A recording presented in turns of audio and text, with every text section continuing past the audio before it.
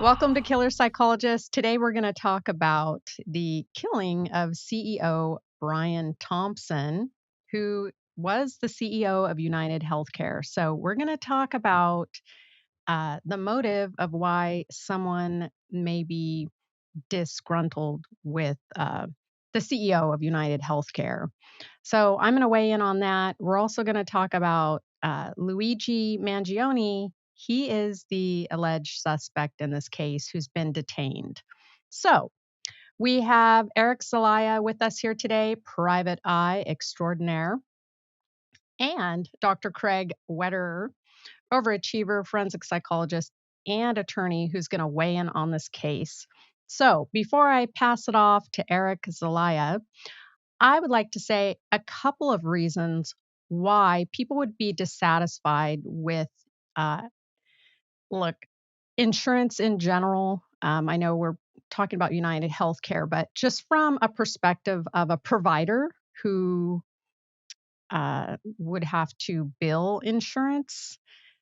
First of all, they take about 50% of your wage. And then if you do take insurance like United Healthcare, they will deny your claims and not pay you on time. And so then, thirdly, the last reason why I don't contract with that insurance agency is that they will dictate your patient care. So you actually can't give good patient care and do the things that we need to do as providers, as we are the licensed professionals trying to provide the care. So that's some of the frustrations. And I know that Dr. Wetter has a lot to say about that. So, Well, I take United Healthcare, so I think I can speak to some of those issues, at least, and I'm not going to just single them out because it's a broader problem, but certainly happy to give you my thoughts. take it away, because you called me last night and said they had just denied your claims that you submitted for a patient you've been seeing for a very long time. And so, Yeah, they did. Well, they didn't. So the frustration, and I can not speak for all providers, because now we're talking about the provider side. The issue is not just on the provider side, but it's also on the patient, delivery side. So patients also, right, have their claims denied.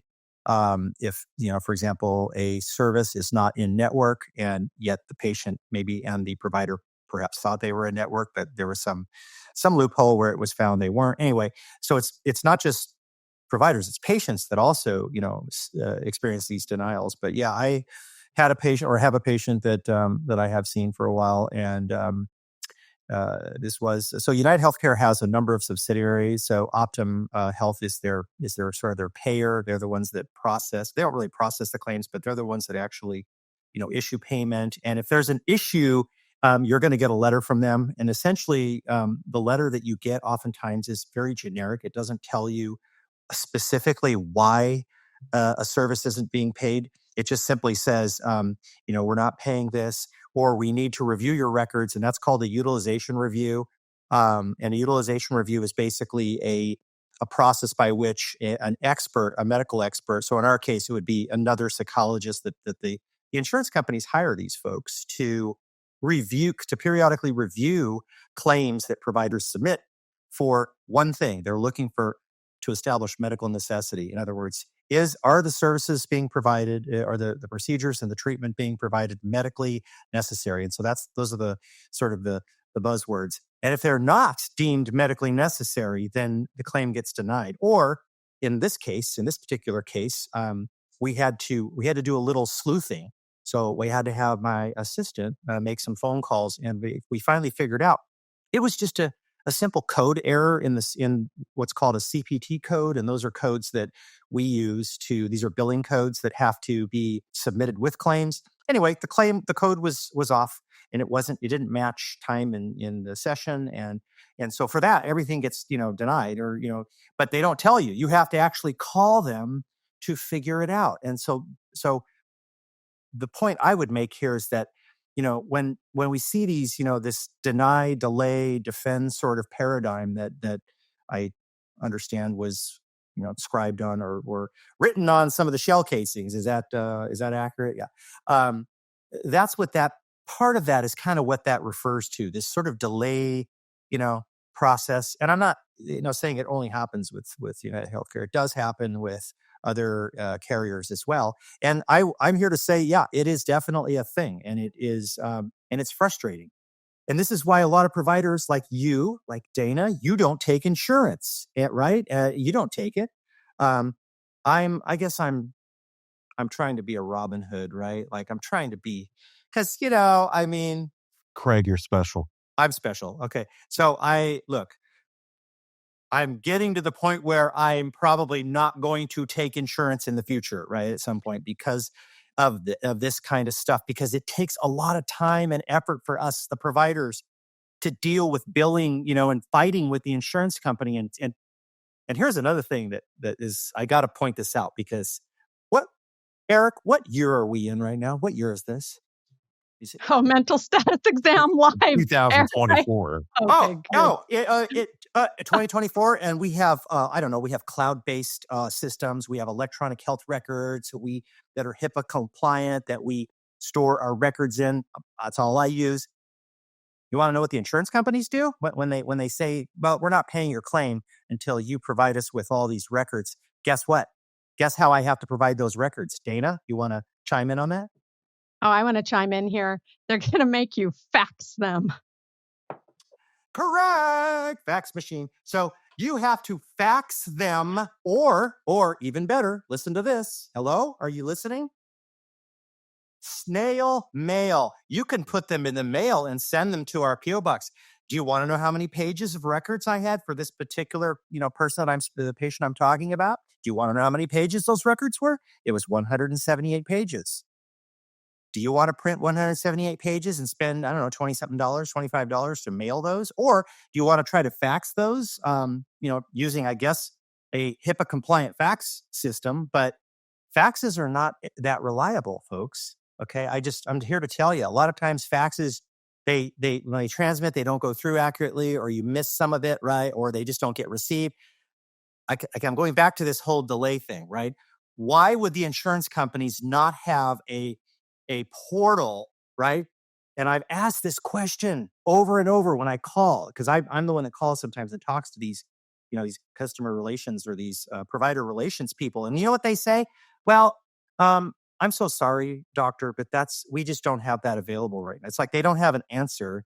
And that makes no sense to me, right? We are in a digital age. We are in a cloud-based age. We are in an AI modeled age. And it's like, okay, they're using AI to scrub these claims and deny them. Which, by the way, they're probably doing this. Right? Laughs, and then he's like, "Oh shit, it's probably real." I don't know. I'm speculating a little bit because I don't work for them, but I'm just saying that from our side, from a provider side, I'm looking at this going, okay, I'm pretty frustrated here. Like, this is frustrating, and I can connect to people on that level in terms of the frustration people have with insurance companies with regard to some of this stuff, right? It doesn't make sense to me that they don't have a portal system, because a portal system would be more efficient, right? And then you could upload stuff instantly, and it would be like right there in seconds. Well, that would be efficient. No, right? they're not trying to be efficient. They're not. But trying it would to also- they're not trying. Oh, but okay. It would also, the key is, it would also cost a lot of money, Oh, yeah. a lot of upkeep. Yes. And Okay. see, snail mail costs you money. It Yes. doesn't cost them money. The fax Yeah. costs you money. Yes, It doesn't does. cost them money. And the more money that you can save, There you go. the more money that they can save, Yeah. the better that they've made their investors' pockets. Good point. And I have a great example of this that I would like to share. And I told Dana about this earlier, and she didn't think about this. The best way that I can explain the insurance market that people understand is the movie The Incredibles. Okay? So Mr. Incredible works at InsureCare. One day he throws his boss through the fucking wall. Why does he throw his boss through the wall? Because InsureCare, your job is to deny claims. They are there to make the shareholders money. And if you're approving claims, guess who's not getting any money? The shareholders. And so Mr. Incredible, one day, this little old lady comes in and, gives him a sad story. And so, so he tells her the secrets to get around all of the insurance blocks to get her claim approved. And they pay it out. And it was like his third claim in a week that he had been paid out. So the boss like yells at him and, and then there's, they're in the office and then there's a guy outside getting mugged. And his boss says, well, I really hope we don't insure him. And at that point, he gets thrown through the wall. And that sums up the insurance industry. I mean, so, this is a Disney movie, by the way, guys. So, I watched it a long time. I don't remember that scene, but that's probably because I just don't remember the movie generally. But yeah. Children. Well, look, we know that I wasn't thinking of a Disney movie as my first go-to when I heard about this case. But if you want to talk about money for a moment and talk about salary of a CEO for UnitedHealthcare, so let's look at that. So base salary 1 million, bonus 1,200,000, stock options 2 million, stock awards 6 million, like other stuff in their package, all coming to closer to 23.5 million according to salary.com last year. So that's a lot of money, folks.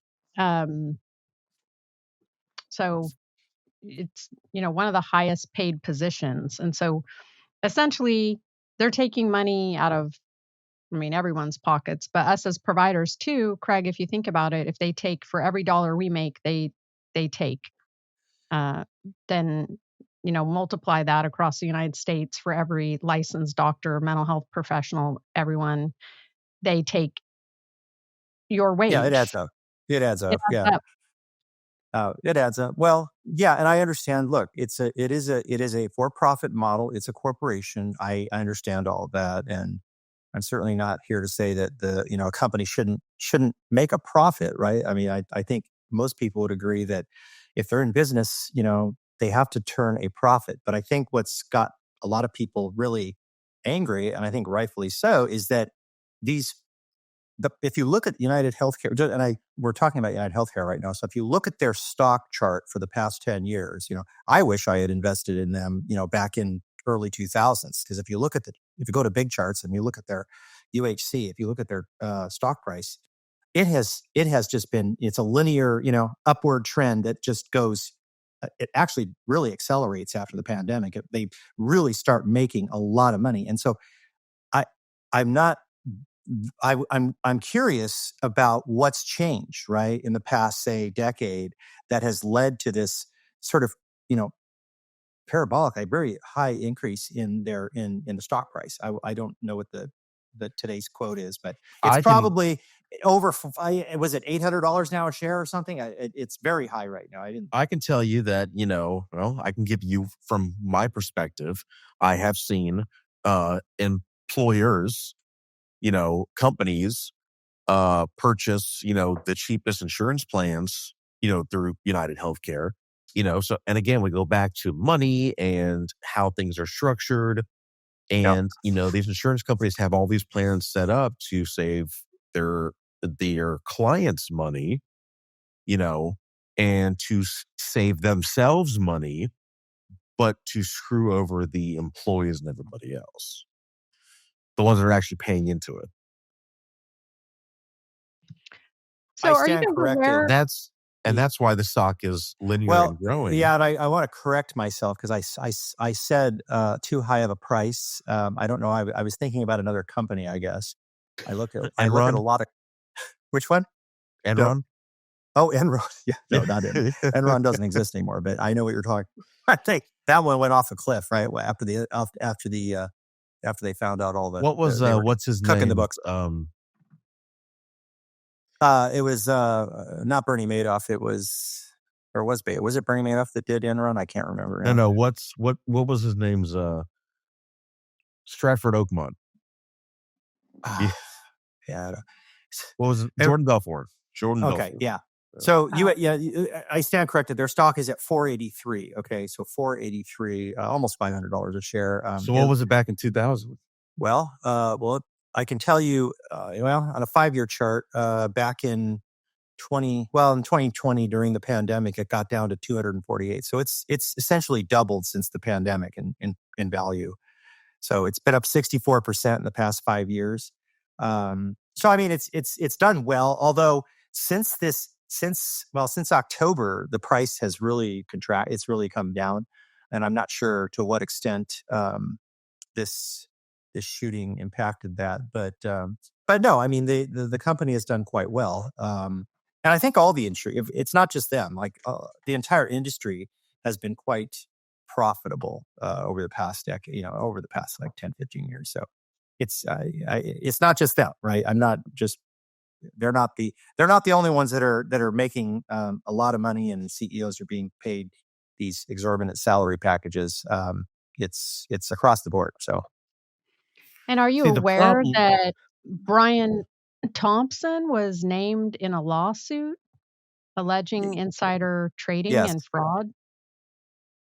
Yes. Okay. Yeah. That lawsuit. was apparently under investigation, or at least they were initiating an investigation. I'm not sure. Who did the lawsuit? The SEC?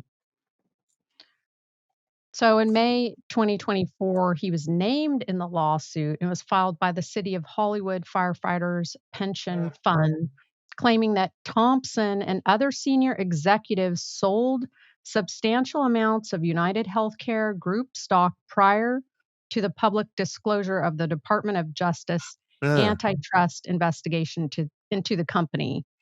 They are alleging that Thompson sold over $15 million worth of his personally held United Health shares in February of 2024, just days before news of the Department of Justice investigation became public. I'm sorry. There was a movie about all of this. It just dawned on me. Not The Incredibles. Incredibles? I'm sorry. No, Are we still doing Disney movies? No, The Other Guys. What? Yeah, with Will Ferrell. You laugh, but it was about insider trading. The police pension fund was the victim of the fraud because their money was being invested. Their money had been misappropriated, so pretty much everybody's retirement police department was gone. These scammers have taken it, and whatever. It sounds exactly like the plot of this movie. They're trying to look it up now. I'm just preparing my watch list for tonight. Yeah. It's a stupid Will Ferrell comedy. It's not very intelligent whatsoever. Anything with Will Ferrell in it is funny though. Like he is. Yes, it is funny, and it's got Mark Wahlberg is in it as well. Two of my favorites. So Eric, let's talk about Luigi Mangione. Do they have the right guy? Okay, so we don't have any other suspects in custody. Tell me how they came to arrest him. What evidence is against him? What are your thoughts? They came to arrest him because somebody at McDonald's called the police. I mean, and of all places, Altoona, Pennsylvania, where I've seen that their pizza has it's just like slices of Kraft cheese. Craig's laughing because he's seen it as well. God. Yeah. Have you seen it? Yeah. Of all places, Altoona, Pennsylvania. And so first off. So wait, you're saying that pizza's terrible there? That's what it looks like on Facebook. Well, yeah. I mean, Kraft cheese on a pizza? Come on. Yeah. And then there was jalapenos or pepper slices or I don't know what they are. And it looks like white bread. Like white bread is the crust. Like it's like Wonder Bread is the crust for the pizza. I'll send you a picture when it's done. But this sounds terrible. You've just ruined no me. offense to anybody in Altoona. No offense to anybody in Altoona. However, with Luigi, looking how Luigi looks, and we've seen Luigi's mugshot all over the place and pictures all over social media. If he showed up in Altoona, just given how the pizza looks, I'm sorry. That's exactly why the cops are called. I'm sorry. That's exactly why the cops are called. That's why that guy knew he didn't belong. I mean, I'll tune to Pennsylvania, guys. Like, So I didn't know this episode was, well, okay. This is, look, here's what I'm, and Eric can chime in on this. So we were both We haven't investigators. even moved past the pizza. I know, but it's pretty bad. It's bad. So let's focus. Let's focus on this, because here's what I want to know. And Eric, I would love to get your perspective on this. What in the hell is he doing there? Okay. When we know this guy is smart. Okay. I don't think there's any disputing. He is intelligent. Mhm. He's a smart, I would say a kid. He's a kid. He's smart. Let's just say, we want to go do this, right? We're going to go, take the CEO of UnitedHealthcare. Guys, that's going to warn. This is just for podcast purposes. Yes, I'm just saying hypothetically. Okay, yeah. I'm just saying if you put yourself in someone who is very intelligent shoes and you want to commit a crime like this, okay, where you're going to this is going to get a lot of attention, right? When you kill a CEO of the largest health insurer in the United States, probably the world. I don't know for sure, but they're one of the largest.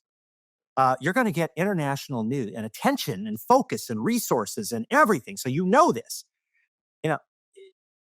Are you going to stick around and are you going to go? I mean, are you going to stick around? No, you're not going to slip up by going to a McDonald's to get a McChicken like that. And so, I mean, but are you going to keep your 3D printed 9mm semi-auto silencer? Yeah, silencer and with fake IDs. Yeah.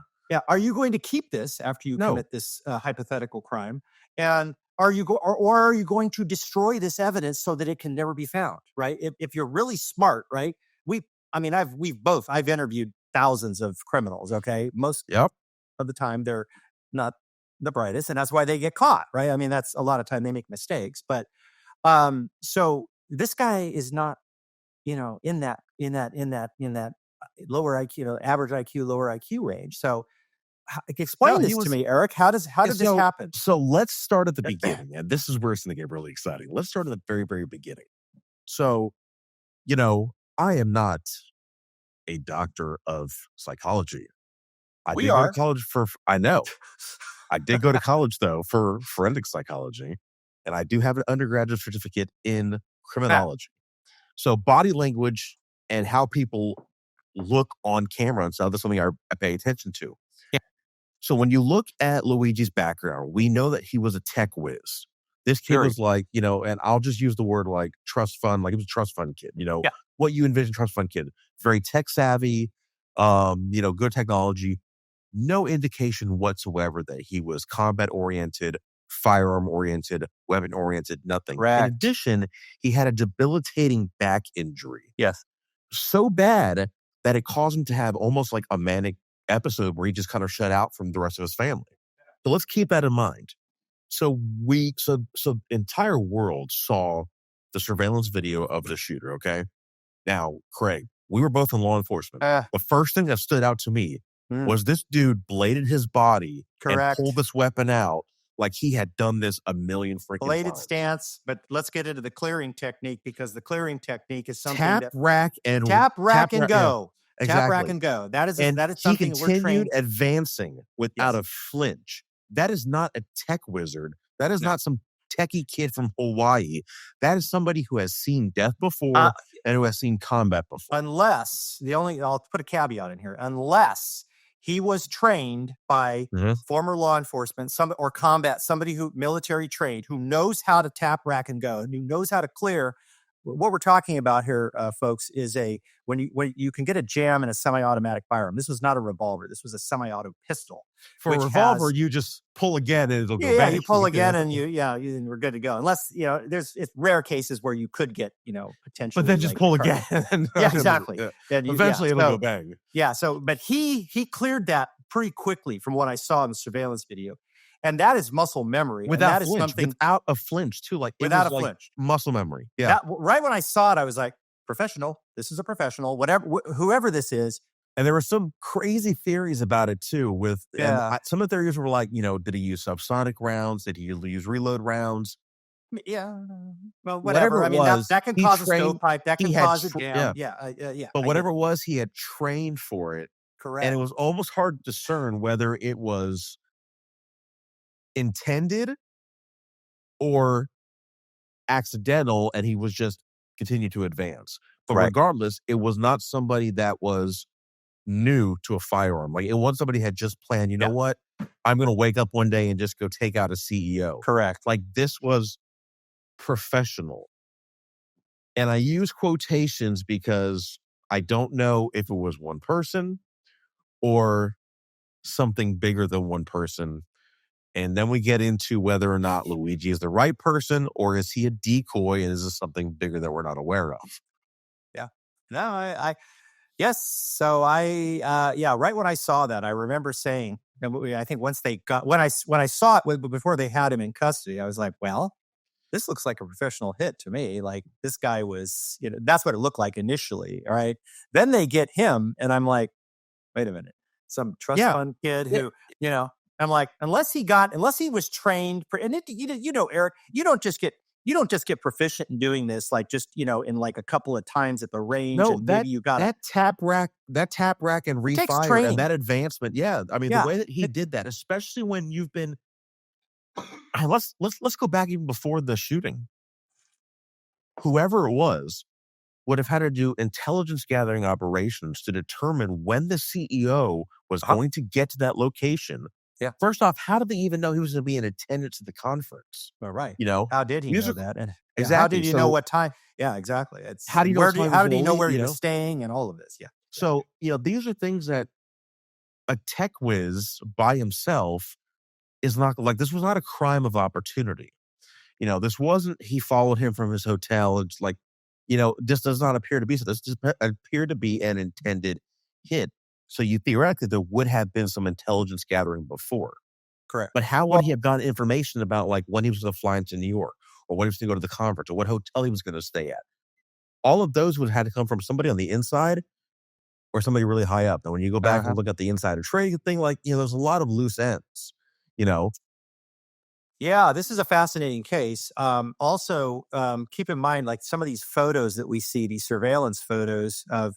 One of the things to point out is I don't know if you've noticed this, but like there were two different surveillance, one at Starbucks and then one, I think, at the hostel, perhaps. Anyway, the jackets are different. I just Jackets are noticed that. different, facial features are different. Facial features do not appear to be. I mean, there's some consistency. I mean, there's some similarity, but those But then brow again, lines, yeah, cameras, angles, angles and stuff angles. like Yeah, I that. get it. Yeah, right. But Yeah. when you've got millions of people saying, look, things, and like, just, there was like the backpack had changed colors and there was a different style of backpack. And, Yeah. then even the guy they picked up at the McDonald's, and people are like, well, he's tired. He's been on the run. And I'm like, it did, and look, NYPD, it's a great department. The detectives there are not stupid. I'm not saying that whoever they picked up didn't have something to do with whatever's going on. Right. Right. I just don't think that it's the right person who pulled the trigger. Who And I pulled think the trigger? Yeah. there's more going on because, okay, we had the monopoly money found in the Central Park. That's a puzzle piece. Let's talk about serial killers and let's talk about Zodiac Killer, for example, leaving pieces of the puzzle. Okay. As far as I know, everybody's completely ignored this monopoly money in the backpack, and they're just focused on, okay, Luigi did this. I don't hear anybody like trying to figure out exactly why. Yeah. What's the meaning, the symbolic meaning behind that? Like Yeah. that's yeah. Well, what do you Dana, think? chime in. Dana, Chime in. what Yeah, do you Dana. think? Dana, Monopoly money. What's Monopoly he saying? money in a What's he backpack? or what's this person conveying to to the police, basically, or the public? If it was me, it would be kind of like, haha, joke's on you, like follow the money, or like it's some sort of symbolism, it seems.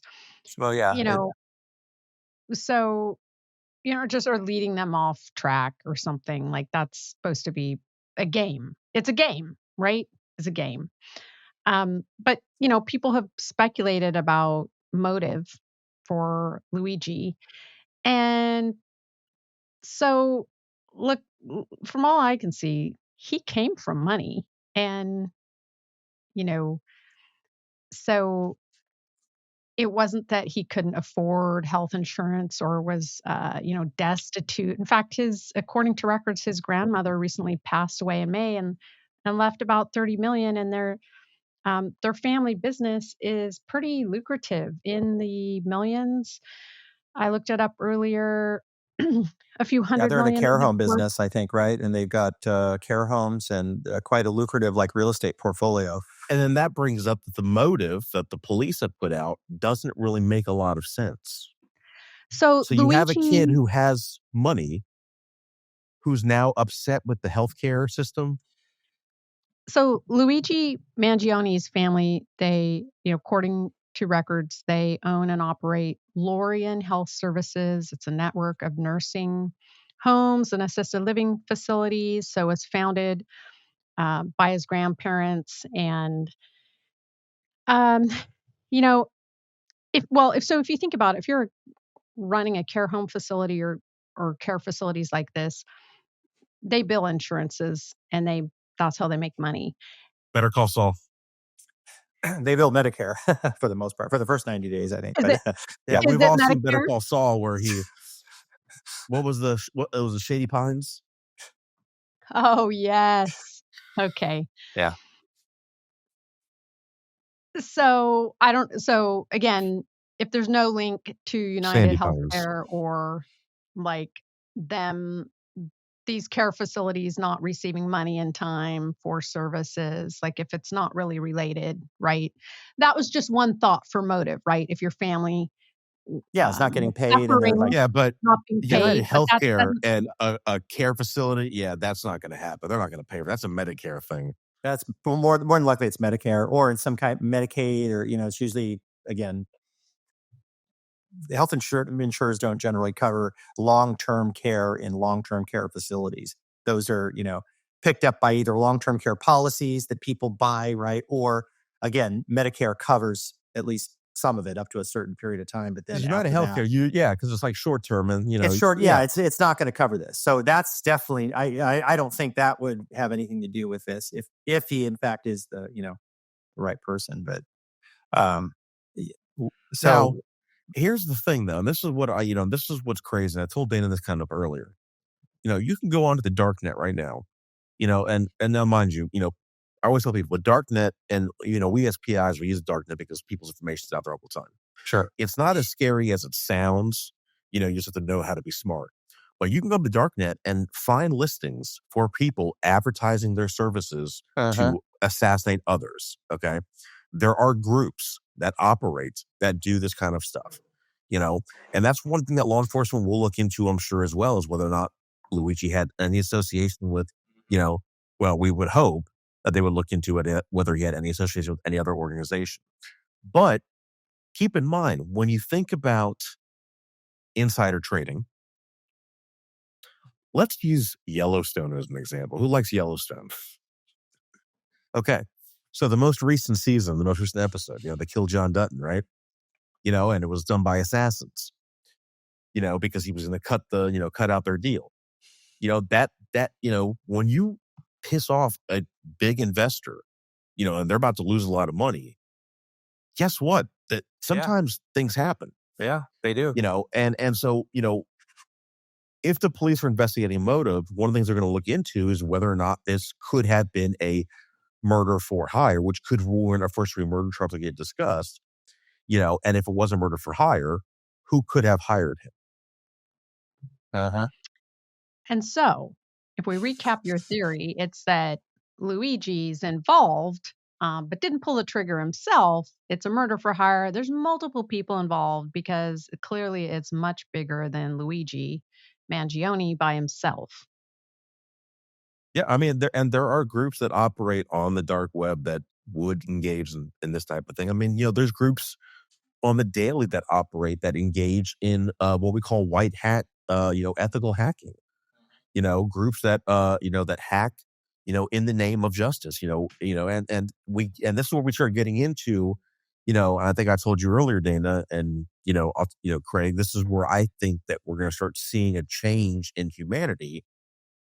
Even though it remains illegal to kill somebody, citizens, I think we're going to start having vigilante homicides, justifiable homicides, where, we don't like a CEO or somebody doesn't like, this, that, and the other. They say, you know what? We're going to take out the CEO now because they pissed us off, or we're going to take out this government official now. Well, And I think you're going to have a hard time convicting people because juries are going to start aligning with that belief pattern.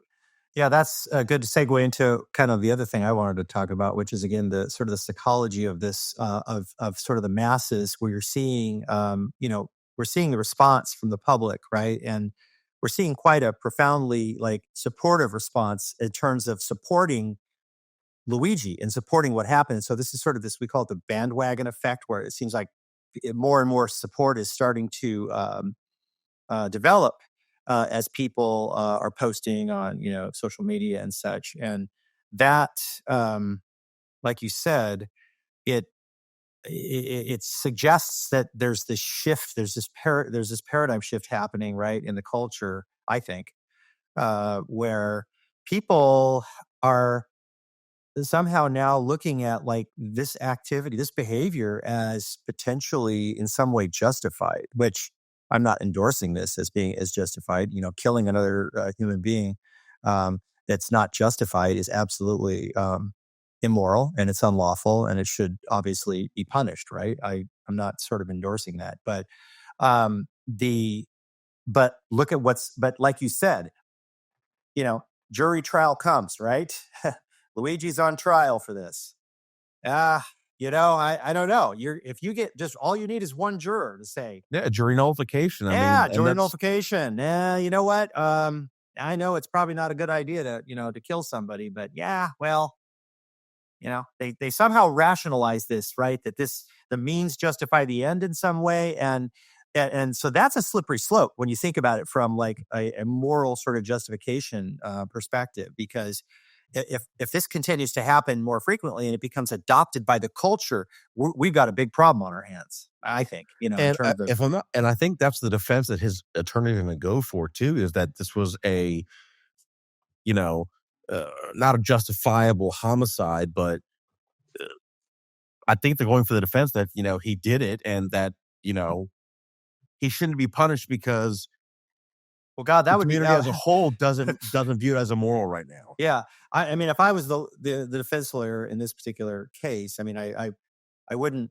Yeah, I definitely wouldn't take. I wouldn't take that. I wouldn't do that. I wouldn't. In other words, that would be like asserting an affirmative defense. It's like, hey, he did it, but these are the justifications and this is the rationale. I'm sure they're going to put up a vehement defense, right? And essentially, argue that he's not the shooter. This could set a precedent stuff. It could. Yeah, it could. You're right. When you think about it, I mean, if he is the shooter, or if he takes the fall for the shooting, this could set a precedence as to whether a civilian justified shooting, so a social media justified shooting, gets a jury nullification or not guilty. Mm-hmm. Well, I mean, we've seen it happen before, right? In other, historic cases where, we've got strong evidence that, someone committed a murder and, they were found not guilty. So, I mean, it can happen. But I think this is different. It all depends on if the glove fits or not. Yeah. Well, so, I mean, this is a different, situation because I think in that one too, thinking about it, there were a lot of people who were, kind of rooting for OJ and hey, you didn't do it. It's like he's been framed and all of that. And so, but I think this is a little different. Yeah, nobody's saying Luigi's being framed. They're just saying he doesn't deserve to be punished. Well, right. Yeah. That's kind of the difference, right? It's like they're kind of like, well, yeah, he did it. It's like, I'm glad he did do it. That's kind of what people are saying, man. You should. I've seen some of the comments on some of these posts, and it's, whew. Yeah. You got people's dark. This is sort of people's dark side coming out, right? This is we talk about this on the from a psychodynamics perspective. The dark side of people are starting to come out here, I think. Right? What do you think? Yeah, your dark side is showing. It's definitely coming out, and it's shining. It's shining bright. It's coming out. The dark side. Look, it's like the more people getting comfortable and sharing their thoughts and opinions about this, like it's like the snowball effect. More and more are coming out and making the statements are becoming more outrageous. And it's just blatantly, I've seen the comments, total disregard for the murder of the CEO and all kinds of justification and statements. And it's just not, it's coming from all over, even professionals. And their reasons for stating it are, I mean, not Well, anything it's I coming agree from with. professors. It's coming from people that in academia who are, glorifying it in some Hey, form, even right? businesses have given him an alibi. I think he was working a case with me on that day too. I think I had him out doing surveillance. I'll have to check my records. He'll have like 100 alibis in different states. Like, and I brought that point up. Yourself. I brought that point up in a TikTok video, in the defense perspective as to whether or not, you have to investigate his alibis. And the answer is sort of, yeah, because you don't actually know what the fuck is going on. Especially with the questions that we currently have. I've been like, you know what? Yeah, it sounds silly, but and everybody wants to get themselves involved. You don't actually know what's true or not. I mean, of course, I focus on the ones around the area. Now, I'm not going to go fly to Wyoming, because some McDonald's as he was there,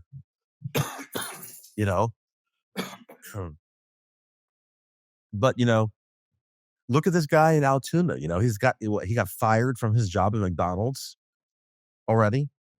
Now McDonald's has like a 2.0 star I rate. know the McDonald's is getting slammed because of the They're like, the employee called? Like, why'd you do that? Turned him in. And I understand there's a reward, but he may not get it because I was looking closer and I think he has to be convicted before he could get a payout for the reward. How rude is that, right? It was only like a $10,000 reward. Is that right? No, I think it was more than that. Did they raise it? It started at $10,000. I was like, that's cheap. I mean, $10,000 is kind of low. So that leads into a great question as to whether or not we have a caste system here in the United States when it comes to criminal justice. So we talked about, before I think we started recording, we were talking about Luigi Mangione being charged with first-degree murder and then second-degree murder, intent to commit terrorism in New York. And the reason they charged him with that is because he killed the CEO and because of the comments and the notoriety that he's been getting. They've charged him now with this additional terrorism charge, an act of terrorism. So essentially what they've done is because this guy was a CEO, a high-ranking, private individual, they've now put him on a pedestal and added more serious charges, to the death of another human being. And that begs the question is one human's life more important than another? Why should a CEO get more stricter charges added on because of the death of the CEO versus a homeless guy? And then the question, should Luigi be responsible because other people view his actions as heroic? Whether or not that was his intention. Yeah, that's an interesting question. Go ahead, Dan. I was going to ask, didn't he consider using a bomb? There's been so many copies of a manifesto that are not real that I don't know what's real and what's not. So unless I've seen it from law enforcement, I don't know. Yeah. No, that's There's fair. been That's fake why copies of his manifesto put out. Yeah. It's and it links to what you're asking, because if you had intent to kill more than one person, that's kind of how this plays in. And it looked like he was interested in Ted Kaczynski and read his work and apparently wanted members of his book club to read that, and there was some interest in that. So and allegedly, because again, I don't know what information on the internet. Oh God, I hope they don't ever look at our search history. Do your searches on the dark web. Yeah, or use a VPN. DuckDuckGo. DuckDuckGo. Well, yeah. So but I think speaking to that issue of first versus second degree and all where they got the first degree, it was confusing at first to me because when they said he was charged with second degree murder, I had people emailing me saying, "Hey, this was like premeditated. Shouldn't this be first degree?" Well, yeah, in like California or in other states, yes, that is first degree murder, but New York's a little different. So it's second degree murder actually does require this premeditation. It's kind of like first degree, but their first degree murder requires those special aggravating factors, and one of those aggravating factors is what you just said, which is this intent to inflict some kind of terrorism or something like that, or engage in terrorist activity against a group.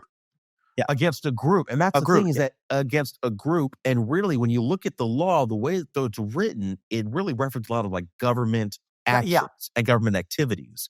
And I don't think it was ever intended to be used in a situation such as this. Well, and again, it boils down to, should he be held responsible for how somebody else is viewing what he did?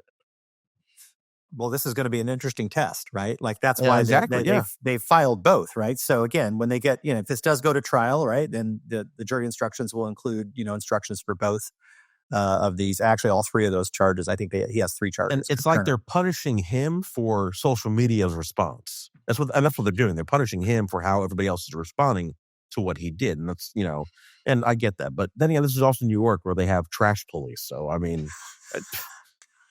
Yeah, the Department of Sanitation carries badges. I don't understand. Their trash is just filled with bad pizza. They literally have the Department of Sanitation. Are they armed? Police. Are they sworn? Are you serious? Yes. NY's got you realize New York has a police department for like everything. Everything. Yeah, New York I know. Has a They've police got department. like housing. They've got all the transit. They've got all these different divisions, right? There's like, I don't know, 100,000 of them total. Well, remember Jerry was a transit detective. He worked for NYPD Transit. Yeah. Yeah. So but like housing authority, all that. Sanitation, housing, fashion police, sewers. I don't, Soon they'll need the AI police. They even have a sheriff, but that doesn't do anything. They have a sheriff's department that doesn't do anything in New York. I didn't realize that the sheriff's departments in some states have really no authority. San Francisco has a sheriff's department, but San Francisco is a city and a county together. And so the sheriff's department has no patrol authority because they're just the sheriff and they maintain the jails and the courts. But that's they're how a sheriff's it is, department. It's probably how it is in New York. Yeah. Okay, so let's talk about the other count. He's got charged with 5 counts of forgery. The fake IDs. Fake ID, okay. Yeah. So let's talk about the fake IDs because, I think one of them was Mario, and then Waluigi. There you go. Nice Italian name, right? Yeah. Hey, Mario. Dana's looking at me like I'm stupid. Did you? Hold on, dude. Craig, what did you just say? Did you just do one of the Mario sounds? Mario. And, Mario. What's his last name? Do I say the last name right? Is it Mangione? Yeah, Mangione. Yeah. Mangione. Yeah, I play that game with my kids, so it's really like messing with my mind right now. Yeah. I got Super kids. Mario Brothers. Dan, I got 3 kids. Come on, I know all these video games. You do not have 3 kids. Yes, I do. You have 3? Yes. Where have you been hiding? I don't show them on social media. I don't show them on social media. They're underground. Like every smart person does. But isn't my line of work. I'm just now finding this out. I literally didn't know. I feel like I don't even know you. I've learned so much about you. Okay, so let's talk about the fake IDs. So, again, information's on the media. Who knows what's true or not. So was he planning to flee? Where was he going? Was this all the plan to make it look like this? So they claim that he took, I believe, like a Greyhound bus from Atlanta to New York. So, a Greyhound has less scrutiny for identification than, let's say, airport TSA or Amtrak, because I think TSA covers Amtrak as well. So Greyhound has less scrutiny. But again, we're talking about a kid who's tech savvy, okay? And then we go back to the darknet, okay? We go back to the darknet thing. The biggest place to get fake IDs is the darknet. Biggest place to, to get hired to assassinate somebody is the darknet. I mean, there are literally forums that you can go to and people will just solicit other people for assassinations. So, having those fake IDs, it does make me wonder whether he was dabbling with something else. But again, too, whether he was actually the shooter or somebody else who was involved in a group of individuals that may have been operating in something. Because again, these things do exist out there, whether people want to admit to it or not. There are groups out there. This case is so high profile. I guarantee you there's no stone that's going to be left unturned here in terms of the investigation. The FBI is involved in this, right? Which, unfortunately, doesn't say much. But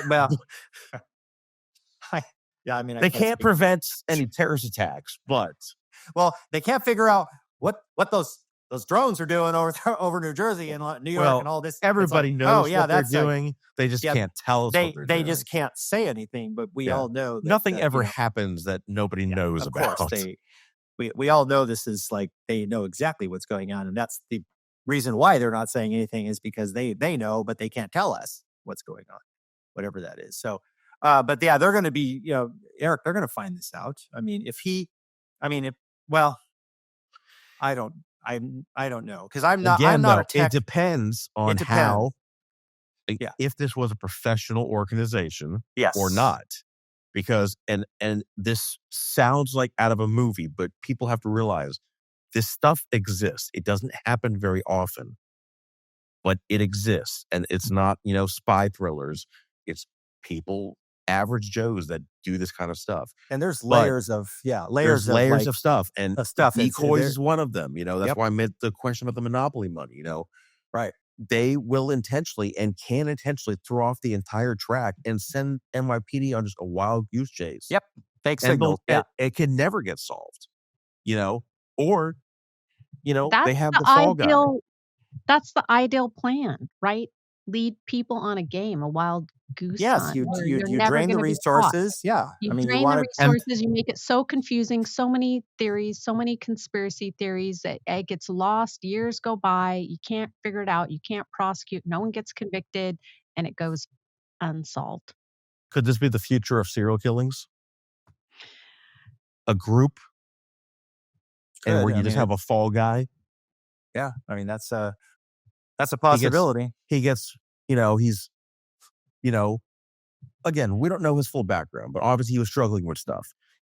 Let's say, he was about to give up. They say, you know what, we got an opportunity. We'll pay you for the rest of your life. You'll be set in prison. Nobody will touch you. You'll have money in your account all the time. All you got to do is this. You got to hurt back. You can't do what you used to do. You feel like, things aren't going your way, like your dreams are falling apart. This opportunity shows up. They don't have physical. In terms of DNA, physical evidence, they don't really have any of that. Like the shell, I don't know. The shell casings, clearly they're not going to have, DNA, touch DNA or any physical evidence that would tie him directly to that shooting scene. I don't know if they have that. I suspect they don't. All they have is the video. I don't think we've heard anything about like physical DNA, but I mean, is this the future of what we consider serial killers? Groups of individuals doing this kind of stuff and just leaving puzzles where it can't ever be solved. Targeting people that social media thinks are bad. Yeah, well, if it is, the police are going to have their have a hard. They're going to their jobs are going to become more difficult, right? Because how do you even profile? Can you profile? Because you because you got an unknown, right? You don't know. Yeah. There's a lot of unknowns. Yeah. Well, I've seen these breakout. It's almost the perfect crime. These vigilante justice folks that form these groups, I see them around, and they are doing things. They're taking the law into their own hands. And look, that's small time stuff. But the case we're talking about, look, millions, a lot of money involved, right? a lot of people involved and plenty of people that might want to be on your team or to play a role in this, scheme, or if it's a murder for hire, right? Well, he's got the best. I mean, obviously, he comes from a lot of money. He's going to have the best defense team, probably, to mount his defense in this case. Although It'll be right now interesting. he's got a court-appointed attorney, which I don't understand that. That's probably just preliminary. That's just for the initial arraignment. Although didn't they just hire that one attorney? I think they just they hired a big hired gun. Yeah. So they've got a high profile defense lawyer that's gonna. Maybe I need to drop my information, email them. Hey, maybe they'll hire you. I mean, unfortunately, there's not a lot to do investigator-wise in this case, other than what I explained to you. But really though, you'd want to retrace, the entire version of events, because obviously the police are going to say, okay, he did this, he rode this bike here, and you as an investigator have to go back out there and try to recreate all these series of events and recreate this timeline that the police have and make sure that their timeline adds up to what you have and everything else, Mm-hmm. Because again, we talk about, everything was set up perfectly for him to do what he had to do, escape on the bike, get on the bike, ride off, the mask was set up. And then we talk about, he was at a Starbucks or in a taxi and his face was showing. No, somebody who's doing that much to stay hidden and is not going to be they're showing not their going to face. intentionally show their face. No. Yeah, exactly. Unless it was a decoy trying to throw law enforcement off. And that's why I keep asking, is the person they picked up the decoy? Well, that's the reason why I keep going back to this issue of this guy being, he's a smart dude. He's not somebody who's going to make those kinds of stupid mistakes, like having the murder weapon on his person. Nobody. Yeah, well, I mean, not even nobody, some of your, but yeah, but there's some. We deal with people who are mentally ill, disorganized, and they don't know to. But they don't know to get rid of stuff. If you were to profile him, he seemed organized. He did not seem disorganized in his thoughts or his killing. No, it seemed very organized. So I wouldn't expect him to walk around with a firearm on him, nor the 3D freaking printed at a McDonald's eating a McChicken sandwich. Yeah. Was it a McChicken? Or I thought it was a breakfast sandwich. I don't know. McChickens are my favorite though. But some kind of breakfast thing. But why in the hell was he at McDonald's? My God! In Altoona, Pennsylvania, with a pizza, man. You could have DoorDashed that, okay? You could have DoorDashed. Hopefully McDonald's is better than the pizza. So let's talk about his reaction when he was apprehended. So he seemed irate, right? Upset. You can see the photos. So clearly he was coming unhinged, right? So how do you explain that behavior? So if he, let's say you are the comment. I thought he made a comment about the money that he said was not his money or something, and that he was angry about some of the evidence that some of the he property wasn't the right guy, or you have it wrong, or something like that. Something to that effect, yeah. Okay, but if you're the decoy and you are right, and then you can get caught and taken in. So suddenly you're so angry and irate, and I don't know that he seemed like he was planning on getting caught at that time. But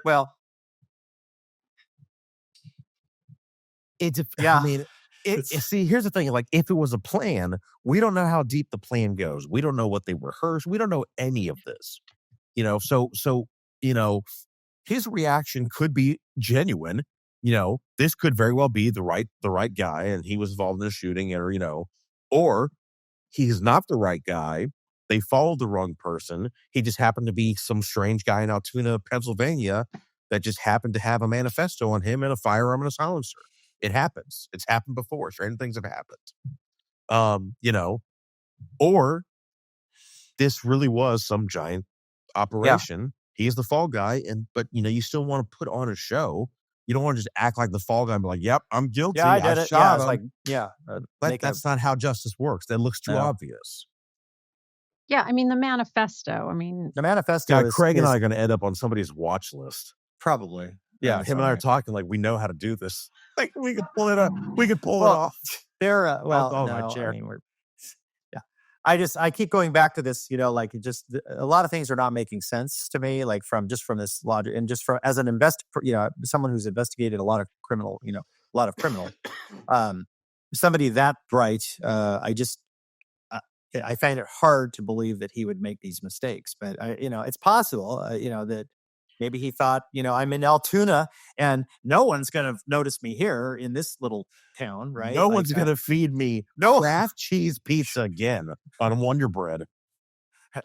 They won't call the police. I mean, there's no, it's like, but even that, again, hypothetically, you're a smart dude, right? And are you going to be in you pull something like this, you're going to stay in the U.S.?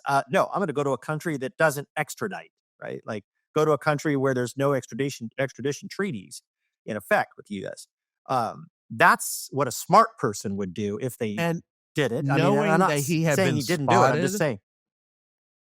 Knowing he had been spotted, he still just stayed there. Like, yeah. Was he not observant enough to know that somebody was like staring him down? Like, oh, this guy looks like Yeah, the employee called the police, right? So it takes time for the cops, or did they see the police outside or something? They called them, right? I think they called. But it doesn't, unless there's only one cop in the town, he's like, 2 blocks away. He was eating pizza. He was eating pizza. He's going to take him like some time. If it was a bigger city, it would be like, well, if they say they think it's this killer, maybe they'll make it a higher priority. But, I think that's what he was upset about. He was on his way out to get some other food, and he was cut short. Now the question is, how did he end up? How did he get there? And how did nobody like see him? Because if he took a bus or any type of transportation, this was major news for several days. Right. He would have been staying somewhere, getting transportation. Nobody recognized a strange dude just walk around like a homeless dude. A lot of unanswered questions here, for sure. But of all places where the strangest people hang out already at McDonald's. So what made Luigi more strange than the people that already hang out at McDonald's? His eyebrows. Don't you know? Oh, those were some eyebrows. The eyebrows. It was the unibrow. Yeah. Who's that actor that has from American Pie that has? Levy. Daniel Levy, or yeah. Hilarious. Yeah. He's got those really big eyebrows. He's known for his eyebrows. Yeah. Yeah. So there's all kinds of memes about the eyebrows, trying to cut and paste them on. Like they're like his eyebrows are on trial. It's just they're like measuring the distance. Let's see in this photo, the eyebrows are this far apart, so therefore it's not him, right? Somebody said I was a hairstylist for 20 years back in the day. No one's eyebrows grow that fast in 3 days. I mean, they had a good point. I mean, this dude went from like well manicured eyebrows to like, caterpillars growing on his face. Eugene Levy or whatever like this. Yeah. Well, look, we all have questions. We're going to leave here today with questions unanswered. I mean, I have a lot of the same questions you guys have, and we're just not going to have all the information. A lot of it out there, I would be cautious of. There's all kinds of information that is, I'd be discriminatory about it. I don't always know what to believe, but this certainly is an interesting case. Yeah, I agree. And, I think the lesson learned here is that Kraft cheese does not go on a fucking pizza. And as far as the eyebrows, if there is some hair serum out there that's growing that fast, I want it. That's 3 days. The chia seeds, you just put a water on his ground. So that's it. Thank you for this productive conversation. Really appreciate you guys. It's been a wealth of information. You've made me rethink a lot of things. And sure we have. Life choices. Yeah, who I'm hanging out with, who I'm doing who your friends are. Lastly, I was going to say, I'll be on Fox Nation this week. They interviewed me to talk about this case. And of course, there's a lot we don't know, just like we just talked about. But there's some things that we can talk about, just like we did here today, and about our roles in cases like this. And So stay tuned for that. Largely, my response was just this collective response that people are, how they're responding and, advocating for violence, which is a very dangerous narrative. So I definitely Yeah, it's very I wouldn't create any content that would incite violence. And that is obviously something I'm against. And I wouldn't encourage anyone out there to be even promoting any violence. And I do see that happening. And that is my concern. And I think we can have a good time and have productive conversations talking about this. But at the end of the day, we are, we take this serious, and we're not, we condone violence. Murder is wrong. And it is disappointing to see the response with a lot of people.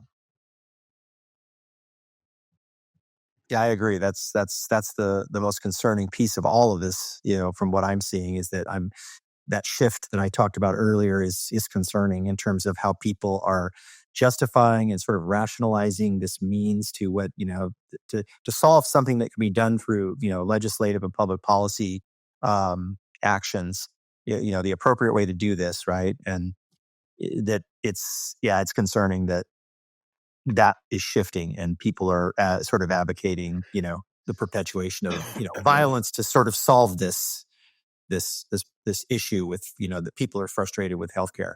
I get it. I mean, I'm frustrated too, just like we talked at the beginning. As providers, we're frustrated with this system. I'm frustrated for my patients, because I have patients that get denied too. They get, they say, we're not covering you anymore for any more visits, and and they still need the care. And that's not right. And I get it. I get the frustration, but it is concerning.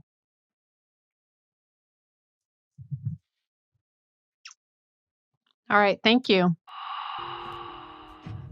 Thanks for listening. For episode details and merch, check out killerpsychologistpodcast.com. And for forensic services, you can book online at psychologydr.com. That's psychologydoctor.com.